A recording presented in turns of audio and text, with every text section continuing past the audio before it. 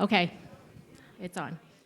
So I'd like to introduce myself. I'm actually Rebecca Tolman, so I'm not really here to talk about fruit trees, but I wanted to give you a little challenge since we are talking about fruit trees today.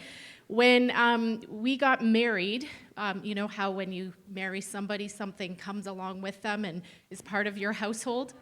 So when we got married, I don't know if you want to put that up on the screen, but when we got married, this came into our house from Stefan's home, and I was very curious about what this was when it first entered my presence. And what it is actually a pear that is preserved inside some alcohol. The question and the challenge that I have for you today, since we're talking about fruit trees, is how the pear got into this jar that is, the opening is only about that much.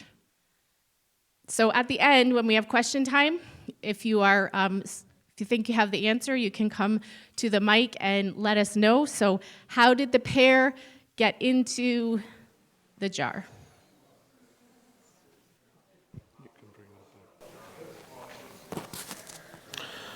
Okay, let's get started on this. So I'm Stefan Tolman, and I'm going to be talking about basically start of selecting a fruit tree at the beginning, and then later on talk about pruning and spraying. So when you first decide to go that you want to plant a tree, I would recommend how big is your yard. Think about that, and then go to a orchard nursery place that sells trees, and they'll talk about how big your tree is going to be. Like, you don't want a full-grown tree in a small yard. There's also places, or also in here, there's also a tree that only grows about 4 feet tall, so you could have it on your patio if you only have a really tiny space.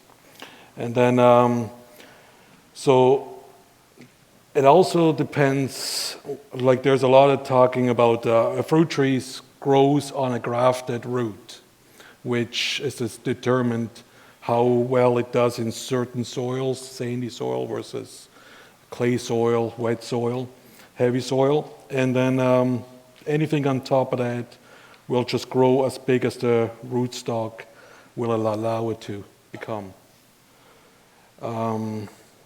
The other thing is zoning, like your climate zone, how warm your area is. Usually our area is about 5B to 6A. So if you choose from a place like this, it's further north than us, and any tree that they can grow, we can grow no problem. So that's just a nursery that I recommend to look into. Some people think they can just take an apple seed and plant it. I kind of don't think that's recommendable, because you'll get a tree that's going to be 30 feet tall, and you have no idea what kind of a tree it will turn out to be. Like, you can take a Macintosh seed and think it might become a Macintosh, but that's not what's going to happen. It's just going to be cross-pollinated with something else. And if you do it that way, you'll have to graft a certain branch onto that rootstock. And then, yeah, you get a full-grown tree. The other thing is selecting what kind of tree you want to get. Some people buy from the grocery store. It usually comes in a pot. If you do it that way, you're kind of guessing what kind of a rootstock, how big it's going to be. Like, they'll just sell you a tree. Usually it's a standard size, like a medium size, which grows about 9 to 13 feet tall. And those are fine. But when you plant it, you kind of want to take it out of the pot and rip up the root system and then put it in the soil, just to make sure the roots don't get root bound inside the soil. If it does that, if you don't break it up, the roots will just keep growing into each other, and yeah, it will choke out itself and eventually die. But if you buy it from a place like this, they'll give you a bare root tree, which is kind of similar like this, except no soil in it. They're very nice. There you see the soil or the root, what it looks like, easy to plant, and yeah, ready to go into the soil. So if you take it from, for example, any tree, you want to put a tree protector around it, just from rabbits and mice, especially in the wintertime. They will go onto the tree and chew your bark off the side and kill it. So that's just a little thing that you wind around. What else do we need to talk about that?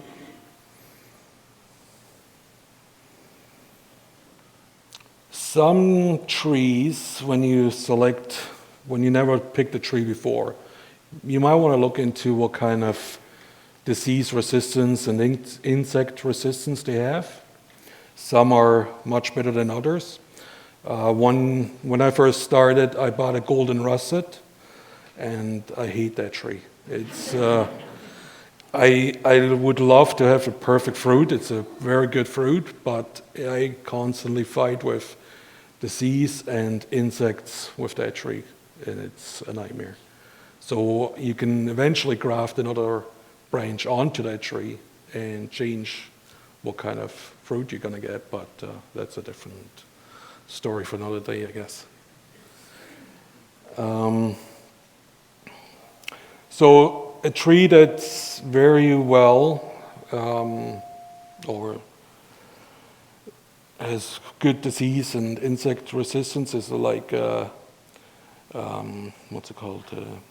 Liberty, Freedom, or Pristine. Those are very good trees. You can look into those if you want to. Even some of those trees, you don't really need to spray them. Just grow them and they'll do very well. So when we plant, usually you plant in the spring. You can plant in the fall as well. When you do spring, put it in the ground. You're going to have to water it maybe twice a week. Just put a 5-gallon bucket, drill a small hole in the bottom, put it beside, fill it up, and it slowly goes into the root system, and it won't dry out. But that's very important to keep moisture at the root, otherwise, yeah, it'll get too dry. So preventing bugs and disease. There is what I do is you can plant like garlic or onions or anything around the tree base as well. Anything like that kind of determine or the smell of the onions will chase away a certain amount of bugs too, because they just don't like the smell of that kind of stuff. But then there's also comfrey, for example, which you can put on around the tree base as well, and it has a very deep root, and it brings out nutrients, minerals from the ground. And you can chop it down maybe 3 times a year, and that gives green manure to the plant as well. And the other one is, for example, wild blue indigo, which is a nitrogen fixer, which also has a very deep root, but it also gives nitrogen to the apple tree or any tree that you grow. And those are companion kind of plants as well. So, yeah, those are the plants. So then we're going to talk about your first growth of year. So this one I planted, or I actually grafted this one. So I bought a rootstock, and then I grafted this little piece onto the roots, and this one grew from that spring on. So this is all new growth. And the important thing is, again, labeling it. I have the rootstock name on it, and I also have the variety of scion wood that I have on there. So the first year you let it grow, and this is probably what you're going to get, and probably taller. And then you stick it into the ground, plant it, then you measure about 30 inches and cut it off, right about there.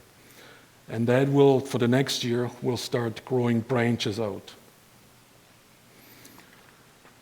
So this is, so basically after pruning, you kind of want a couple of branches like that going off the sides at the last picture. And make sure they're at a 45 to a 60-degree angle, because anything that's narrow with a hairy fruit crop and stuff like that, they will start breaking off. And then you're going to have problems. But with a 45 and a 65-degree angle, it's actually a little more of a, what's it called, bark growing around it, or like just make it more sturdy, and that will actually carry the weight of the tree. So yeah, that's so one thing for helping to get the right angles is these little things that you can get, or you can use a piece of wood as well, or tie a rope onto some post or a tire, and then take it, bend the branch down and clip it in, and then it will stay there. And then let it grow for a year or so, you can take it off after that. You got the right angles and the strength of it. And that should be it for that second year of growth. Now, but this only actually works for apple trees, pears, and stone fruit. You want a vase. So in an apple tree, you have a center lead, and you keep bringing out some branches off to the side after that. But by a pear tree, you do the same thing, or a peach tree. You cut it at 30 inches, and then you get some shoots off the side. You want to keep the center lead, cut it off constantly. You kind of want to make it like a vase shape. So you have about 3 to 5 branches going out in each direction, and those brings in the sunlight and the air movement into the tree as well. We should have a picture of the grafting after the second year.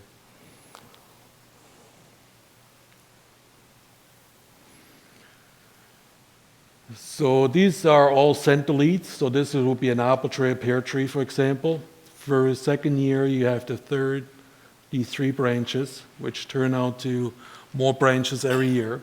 And anything that grows, like if you have a 1 branch lower and it goes straight up, you can cut those off. You kind of want to open up the tree evenly, that even a robin can just fly through it, just to get the air movement through the tree and keep it dry.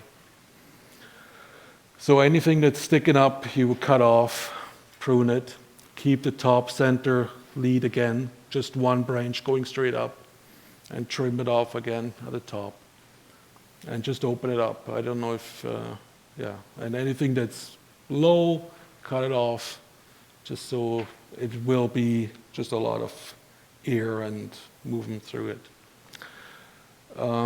Any diseased branch, you want to cut that off, and not just where it stops, where the disease stops, but you actually want to go further back and cut it off. Otherwise, the disease is always already affecting the next area of the tree. So you just want to cut it back as far as possible. And if it's fire blight, for example, or black knot and plum trees, burn that kind of stuff, because even the spores, if you just leave it laying around, it will infect the tree, and just want to get rid of it right there. Now, another pruning idea is the horizontal cordon, which is so you would have you can even do that against the wall. So you can plant the tree close to the wall of a house, and then bring the branches and just bring them straight out, and then move them across like that. This way is a lot of space saving, and also it's easier just to prune the tree, because it's quite easy. You don't have the whole tree to look around and walk around, but you can look at the tree and just prune anything that's just coming straight out towards you, and keep it like that. Now, when you prune, like I have some stuff that I cut off today. This is a second year growth, and this is this year's growth. So there's a little knot here that tells you that this is the new growth from last year. So you, for example, if you want to graft anything that you want, like if you want to keep this and graft it onto a tree that you already have, you cut the new growth from last year off and keep that in the fridge. Wrap it with paper towel, water, and just put it in a paper bag and keep it in your fridge till usually about end of May. And then you could take this and use a sharp knife, do a cut, and even on your regular tree that goes out, horizontal, you can cut it off, stick it on there, make sure it's about the same size as the other one, so the fine wood is touching each other and the energy goes in between.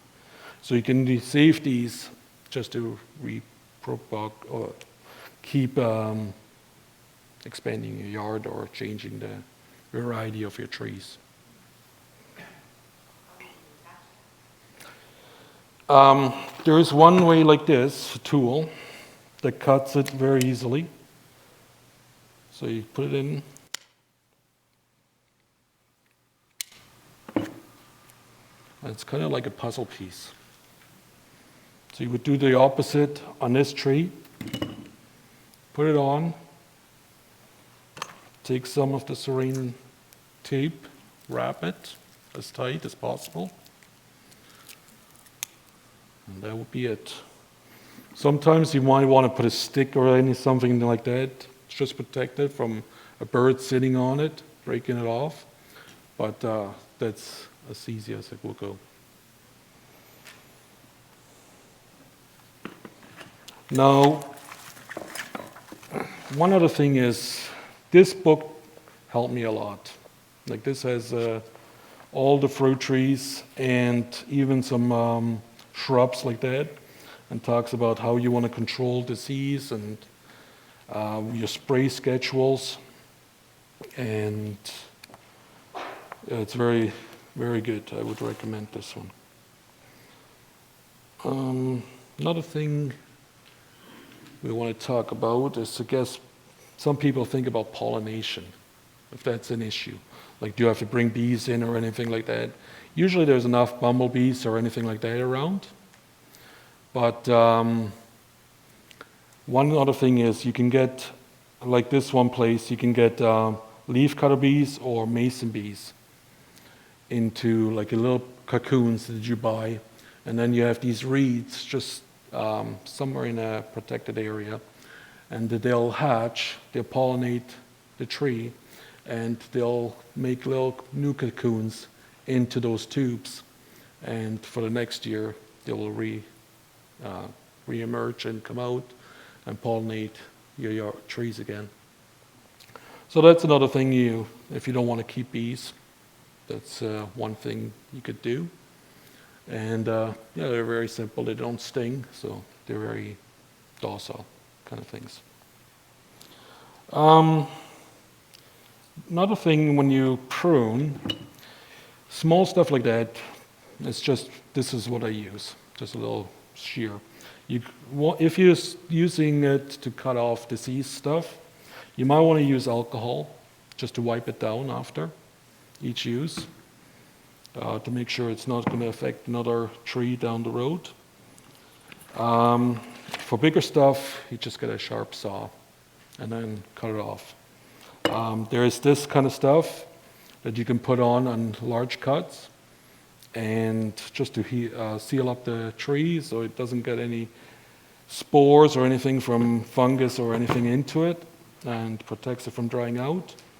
When to prune is usually late March to April is a good time to prune. For peach trees, for example, though, you don't want to prune not till it starts to become, the flower becomes pink.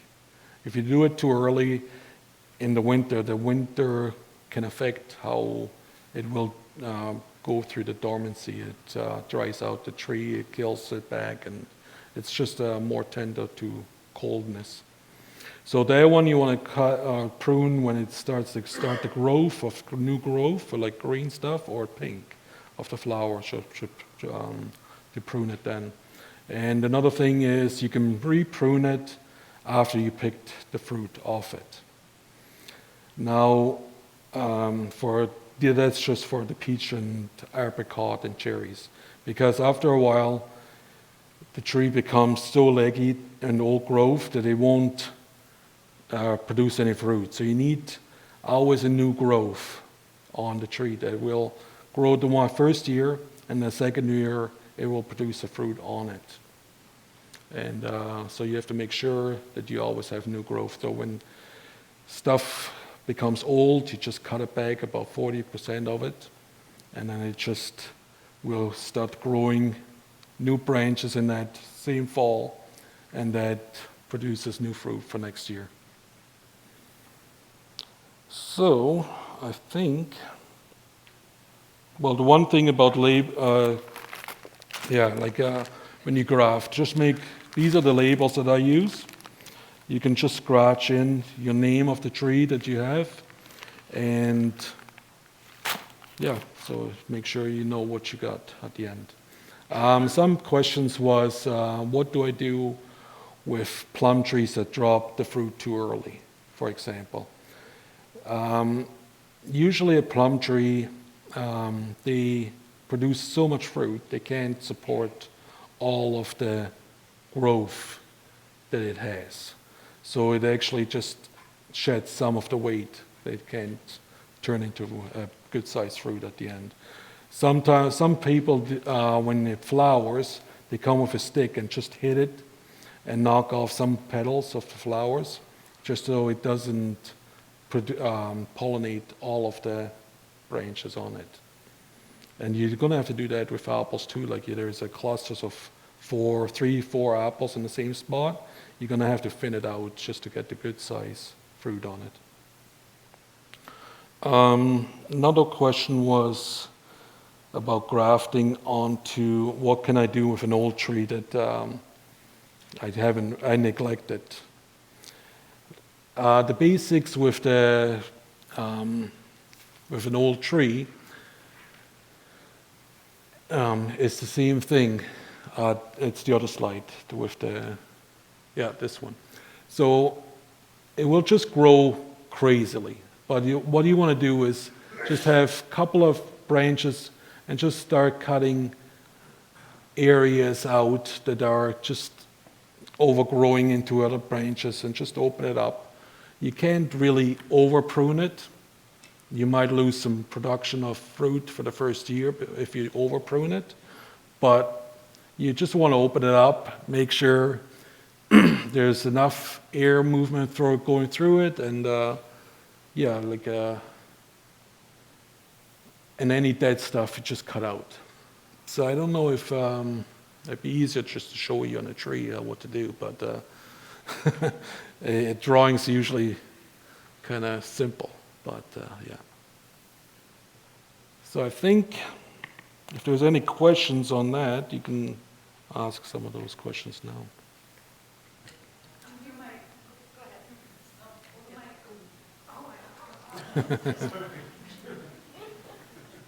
So, wondering, do you graft peach trees at the same time as apple and in the same way? It's the same time, yes. So the peach tree, they have to come out of dormancy, or any tree has to come out of dormancy before you can graft anything onto it. But the wood you're using is straight from your fridge. This one you don't want to take out. You can't just cut it off and take it to the next tree. You're going to need a dormant piece of wood. And so, you go up to the tree, cut it. So this is one easy way to do it. But there's you can also just take a sharp knife, do a really long cut, and then do the same thing on that other tree and just put it on, wrap it, make sure it doesn't fall off or slide. And then you don't even need actually this much. So if you're grafting, you kind of just want to use, you cut it off. So there's these buds. So you basically just need 2 or 3 buds if you're grafting. So this one has 4, so I would cut one more off. I would seal it with the black stuff at the end so it doesn't dry out. Put it on the tree, and then wrap it. And it will start bringing the nutrients up into these buds, and they will start to form into branches. So, yeah. But you can't take an apple tree onto a pear tree. So those things don't mix. So you have to take apple trees, stick with apple trees. Peach trees, you can go nectarines. You can do, what's the other one? Apricots and plum. They work onto peach trees, or same the other way around too.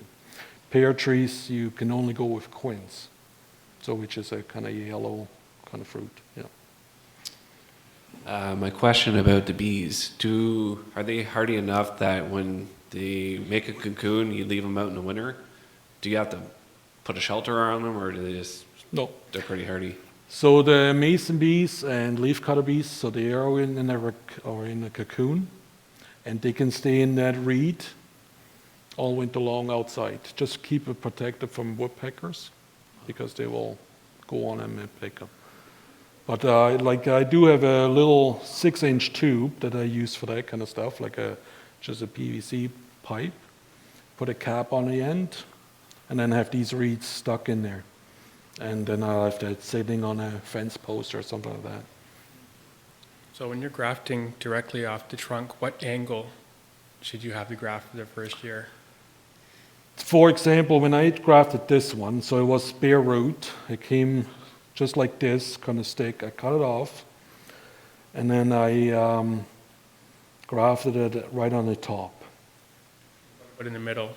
Like you were If you showing? do it onto a tree, it doesn't matter what angles you do. Just do it at the, like you cut off the end of the branch, stick it in there, wrap it. It can be just a straight out 90-degree angle.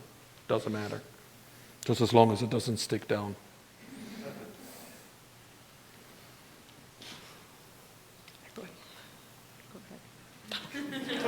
Can you talk about the spraying, about any recommendations about that? Yep. So there's an organic spray that this company sells, the Whiffle Tree. So it's at the back page. And they'll send you a booklet like this along.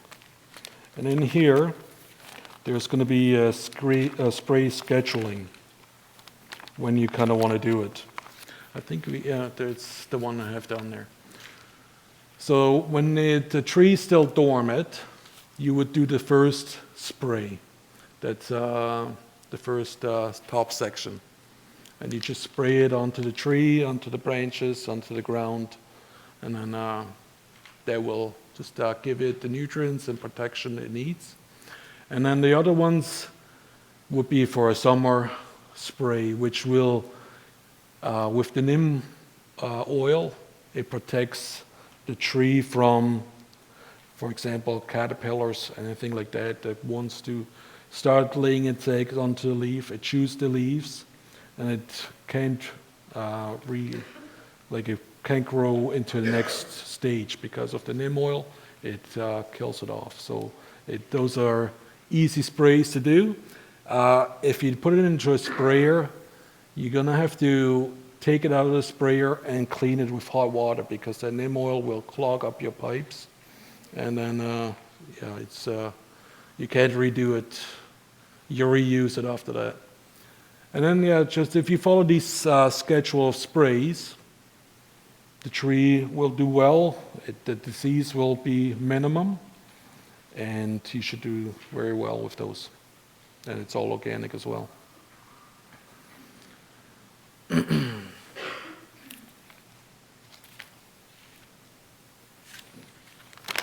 So yeah, this is the company, the Whiffle Tree, with all the sprays, the stuff that I use for that as well. I have a cherry tree that's in my backyard that's been there longer than I have. And all the neighborhood trees are growing bigger and bigger every year, so it's not getting enough light. It's probably about 20 feet tall. Can I move it to a spot that's sunnier? Would I destroy it? What could I do? Well, a 20-foot tree is going to have a huge root system. So the one thing people do is they do come in with a huge, like a back of a truck, spades, and they can spade it out for you and move it somewhere else. That's the only way you can move a huge tree like that. Yeah, there's no way equipment can get in my backyard for all my neighbors. Well, if the neighbor totally trees, you boxed could in. trim back the neighbor's branches, like if they're on your yard, you could do that.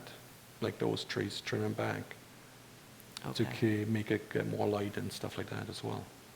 So other than digging it up and moving it, it's kaput.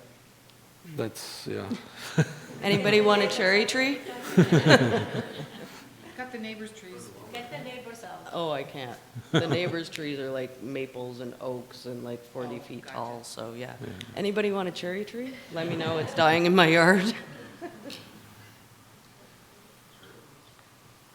ever work with raspberry bushes? And do they have a short life? Or, like mine was ever-bearing, but now they're not really bearing very well at all. Do they have a short life, or? No, they should do pretty well. Like if you thin it out well enough in the spring and just get the air movement through there and keep the disease down, they should bear forever in the same spot. One thing you might want to do is just pull some extra ones out, throw them away, or give them away at the spring. Like they're very easy to pull out of the ground, and just to loosen up the area and just thin it out. I noticed that when my husband put grass seed in there in my in my garden, and I noticed it kind of was choking them out then. So I should remove the grass. Grass is a competition to the raspberries, Yeah. that's for sure. Yeah. So if you could transplant them too, like they're very easy to pull out in the spring before they start growing. Just pull them out, have an area where you kind of killed off the grass, loosen up the soil, replant them and put them in there. And they should do very well. Thanks. Is there a minimum number of trees that you need to plant for pollination? Yeah, so there is, for example, in this book, when you order these trees, they'll have a description of how your fruit tree, what it tastes like if you can use it for eating, for ciders, or for dessert. So yeah, this one we didn't talk about that one, so might as well talk. So it'll talk you through the whole history kind of too as well, and about disease, which is very important when you look at a tree. Like make sure that it's good against diseases and insect problems. Insect, there's usually not too much, many trees that have that information, but for example, this one does. It tells you it needs a pollinator. So usually trees need at least 2 trees beside each other to cross-pollinate, to set fruit. Okay. If you have the same variety of tree, that usually doesn't help because the pollen is the same as your sister tree, so you'll need a different variety as well. Now it gives you the growing zone when you can pick the apple, late October, and it gives you, for example, 2 options of how big your tree should become. So this G969 is going to be a tree that's going to be about 9 feet tall. But if you go for the B118, that's usually about 13 to 17 feet tall. Okay. So you'll need a ladder for the other one if you want to prune that one, just to get to the branches. And do they also talk about like spacing when you're planting in there? as So well? usually a small tree, you can space about 8 feet apart, like For the a dwarf? Yeah. smaller trees. The bigger ones, yeah, they'll need further apart, like 13 feet apart. Okay. And then my other question was, for pruning, you were talking mostly about the center lead for apple. Do you do different for cherry and for plum and those kinds of trees? Plum, I would keep a center lead as well, just like apples. Yeah. But for cherries, I would do the base as well. So Okay. do 3 or 5 branches Okay. from the base, from the 30 inches. And the pear was a center That's a as well? center as Okay. well, yeah. Okay, and if it's okay, I have one more. So I have an old pear tree, or rather old, and so it was on our property and it was pruned the way it was pruned, which I don't think is a center lead, but anyway. It gets all these shoots that come, so it's more like an umbrella, Yep. and it gets, so when we prune it in the spring, then it gets, in the summer, it gets all these shoots that come straight up. Yep. Do I want to get rid of those the next year again? Yeah, so you just trim them off again. Okay. And just keep the umbrella kind of shape Okay. of the tree. Perfect, So, yeah. thank you. Those are easy to prune too, so, yeah. What's your time period for tree grafts or your branch grafts? Is it necessary to Bench graft you usually do in like April. So that's bench grafting is you get a root stock, so just a bare root from a tree, and you get your scion wood, and then you get that out of the fridge, graft it together, put it all, wrap it, and then put it in a cool place again, just to let the wound heal. And then once it's warm enough to plant outside, you put it outside and let it grow. You want to keep it in sawdust or some newspaper that's wet, just to keep the moisture at the root system so it doesn't dry out. But that's you do in April.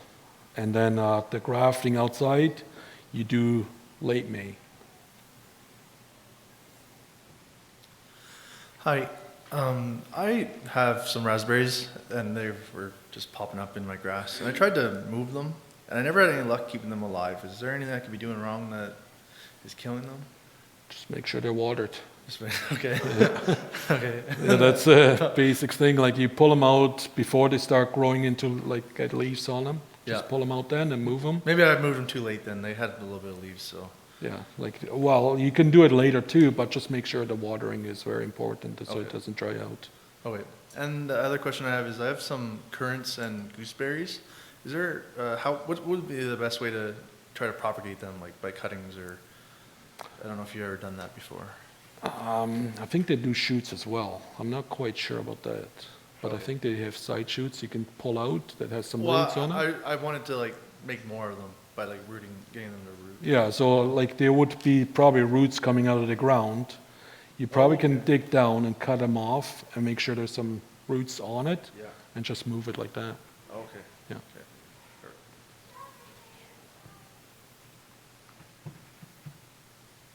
I think that's it, eh? Does anybody want to go to the microphone and say how the hair got in the jar? Any guesses? Any ideas? Any knowledge?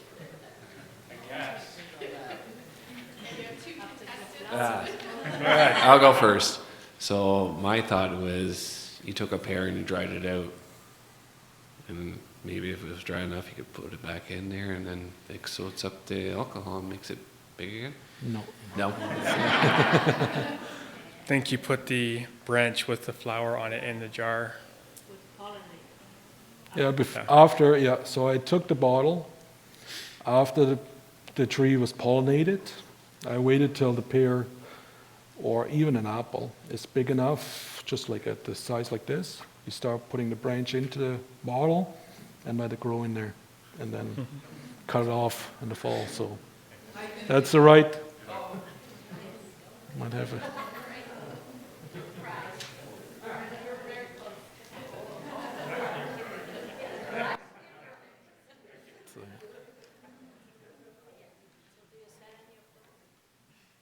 What's that? Do I sell this? This one is like 25 years old, so I don't know how good it still is. So, thank you so much, Stefan. That was amazing. I hope everybody learned lots.